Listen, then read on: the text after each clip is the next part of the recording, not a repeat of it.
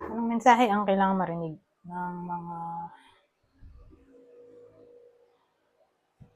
Sagittarius sa buong week na to? Pwedeng nangyayari na to, mangyayari pa lang. Kung hindi man para sa inyo, itong magiging reading, di baka para sa someone na malapit sa inyo.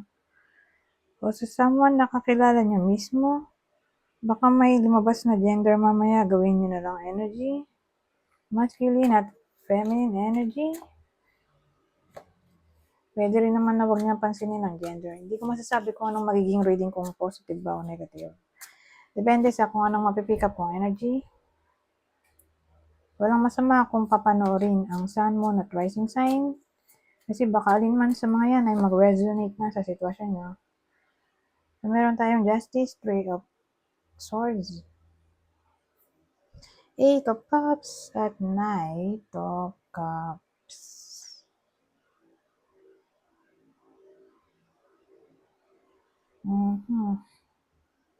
Kaya ito, bakit kaya nagkaroon nito?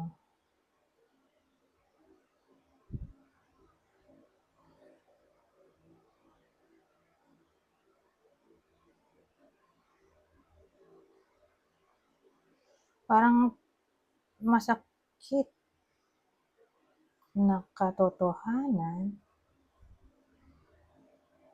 umalis.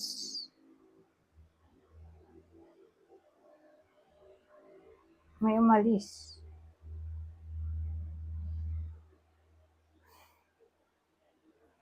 Pero may Knight tayo dito.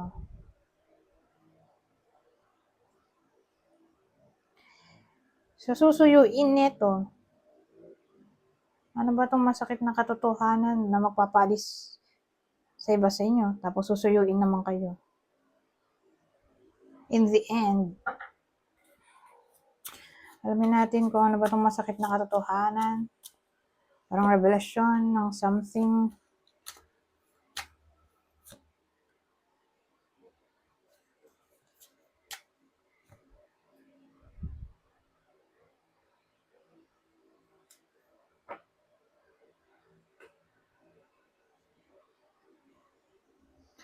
King of Swords.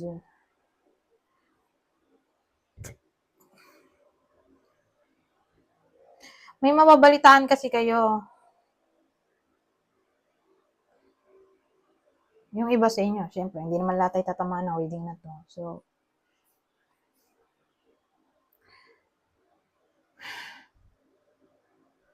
probably, ganito yung nangyayari. May bumabalik sa iba sa inyo, ex nila. Ex-boyfriend. Ex-husband. Tapos malalaman-laman nila na hindi siya nagbago. Masama pa rin ugali niya. Dito sa evil. Evil sasabihin. Evil. Devil. Evil pa rin siya.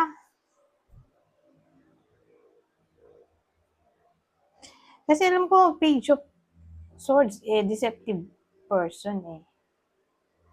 Pagka-deceptive. So, sabihin natin womanizer yung taong to dati. Tapos bumabalik siya ulit, wala na daw iba, meron pa rin yan. O hindi siya nagbago. Prone pa rin siya sa pagiging womanizer. So, babae yung bida natin. O gawin nyo na ng energy yung gender. Pwede rin naman.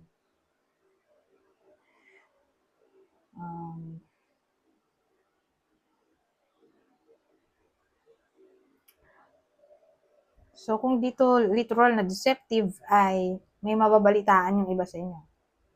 Mula dito sa person nila. At yun nga, evil siya. Tungkol sa evilness yung malalaman ng iba sa inyo. Kasi gossip to eh. So, parang mababalitaan.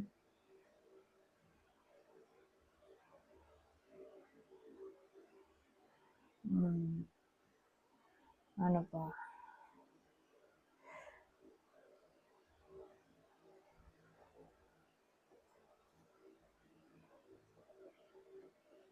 Well, anyways.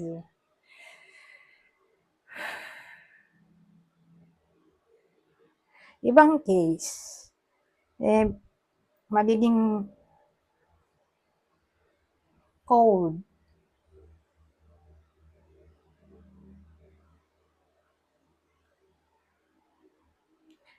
Magiging cold yung ex all of a sudden.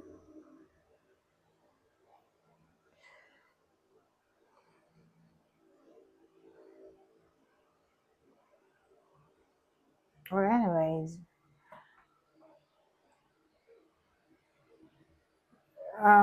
kung ginaw sila dati, go sila ulit. Pwedeng ganun. So, sino yung tatama ng reading na to? Ito yung ex na nagbalik. Well, nangyayari na to o mangyayari pa lang. Basta magbabalik yung ex.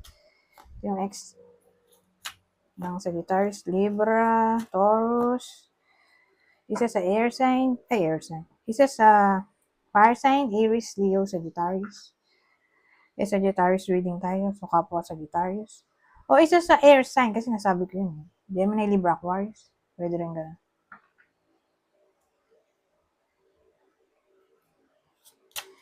Ibang senaryo.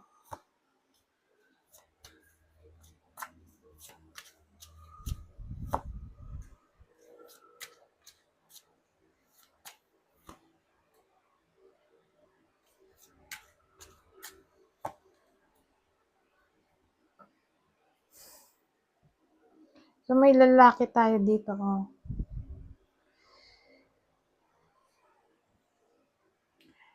Ano ba to? Emperor, the Star, 8 of Pentacles at 4. 4 of Swords.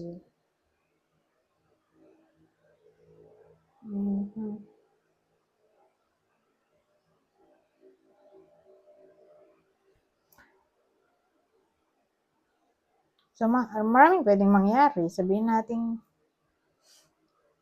unang senaryo,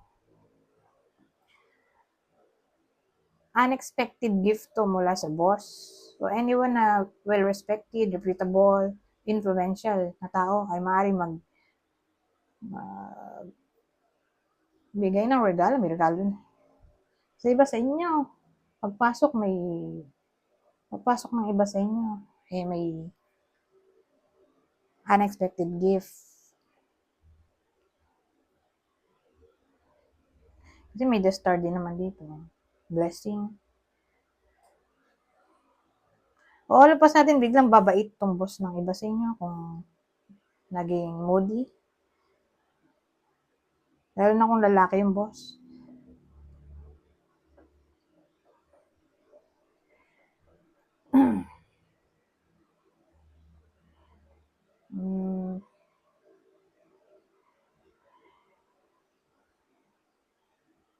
Ano pa?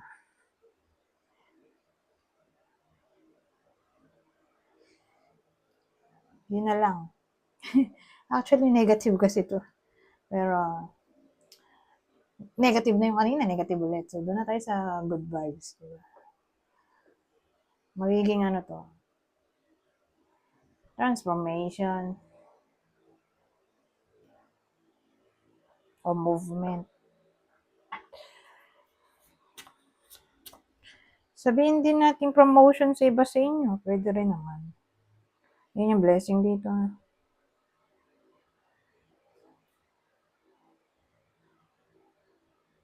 Renewal of contract.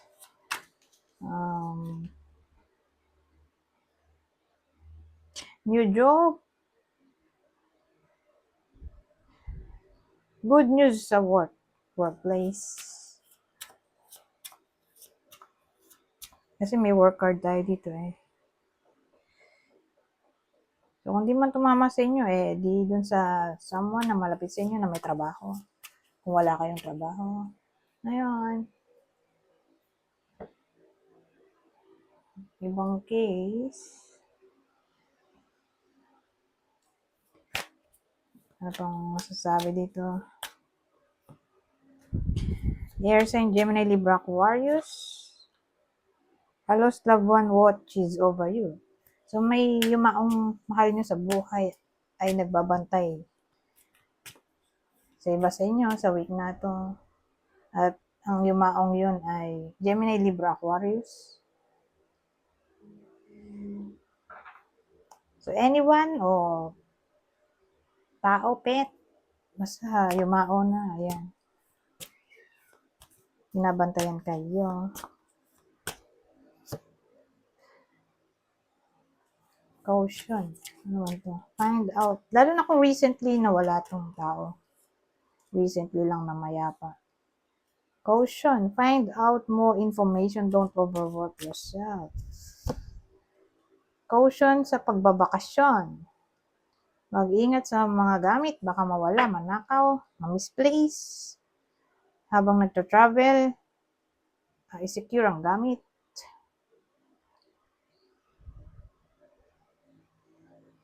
Ibang case, wag masyadong pagurin ng sarili sa trabaho. Mag-unwind din. Magbakasyon para ma-relax ang isip mula sa katoksikan sa workplace. Huwag pagurin ng sarili at walang masama kung mag-unwind. Minsan. Oh, they'll be back.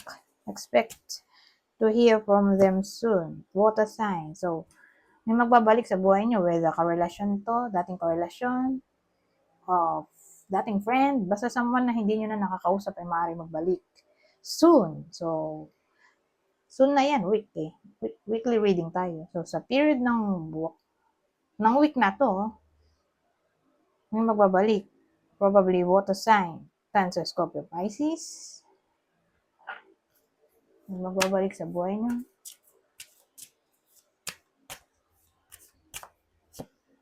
Fire sign naman ngayon. Aries, Leo, Sagittarius. Earth sign. Taurus, Virgo, Capricorn. Ano meron sa mga to? May dalawang tayo. Sign dito. Ano yun? The child.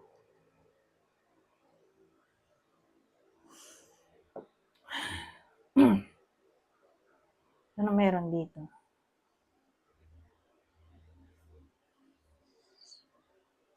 Fire sign, earth sign, the child, Page of Cups, Queen of Swords.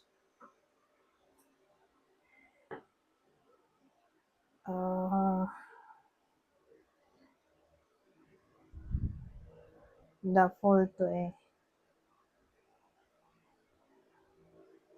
may magti-take risk na mag-apologize. Pero for some reason, ayaw ng babae. Hindi niya tatanggapin yung apology. So, ano ba tong reading natin sa Sagittarius? So, alin man sa sign na to ang mag-apologize sa iba sa inyo?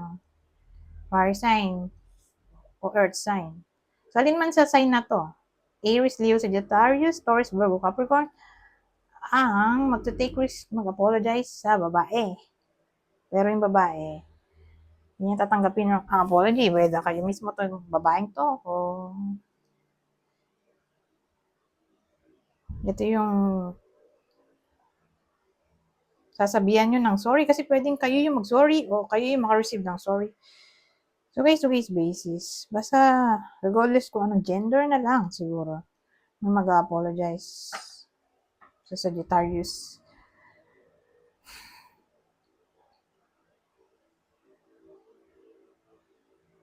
Tapos, hindi niya tatanggapin yung sorry. Kasi kung lalaki yung nanonood, may iba sa inyo na mag-try, mag-apologize sa nakasama niya ng loob na babae, pero for some reason, rejected siya. Ngayon, kung babae yung nanonood, edi siya yung makaka-receive ng apology. Pero, di niya tatanggapin yung apology o isi-sin zone lang niya yung apology o message o ibablock niya yung tao. Depende. Basta more like coldness ang reply ng babae. Ngayon, kung masasabi nito,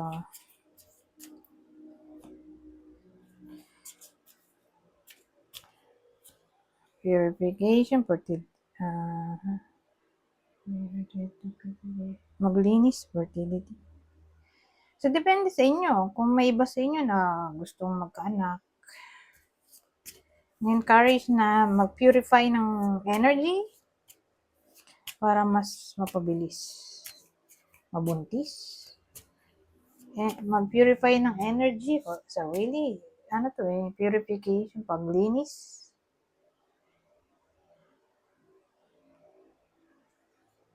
Encourage ang paglilinis in general para mabuntis. So, para lang to sa mga gustong mabuntis. O, sabihin natin new beginning to. New start. So, kasi ano ngayon, magto-2025 na, di ba? Papasok dito yung 2025. Di ba? January 1, 2, 3, 4, 2025, di ba? Na-encourage na maglinis ng sarili para magkaroon ng new beginning, new start. Magandang simulain ang taon na to para sa mga Sagittarius. Pwede rin ganun, no?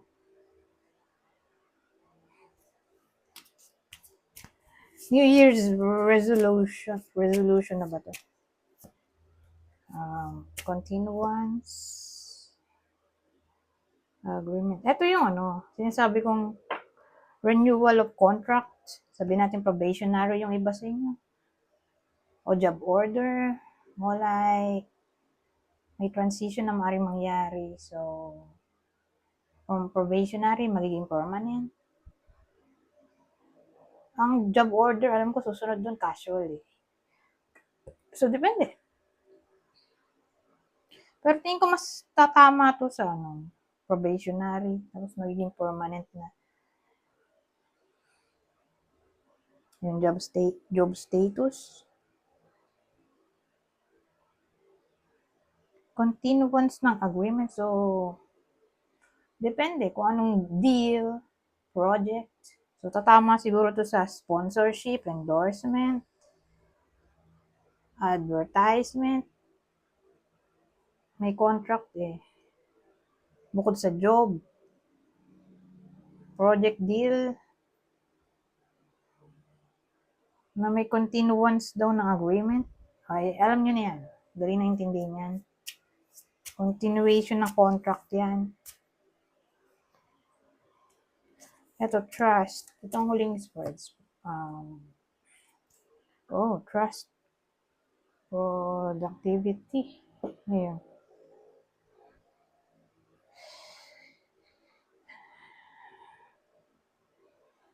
Ang dating sa akin,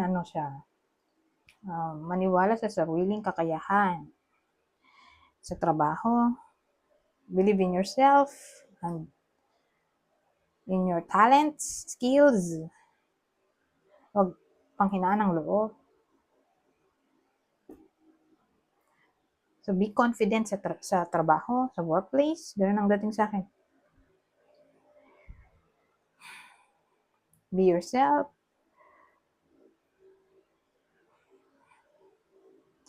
Anyways, hanggang dito na lang. Goodbye. For now.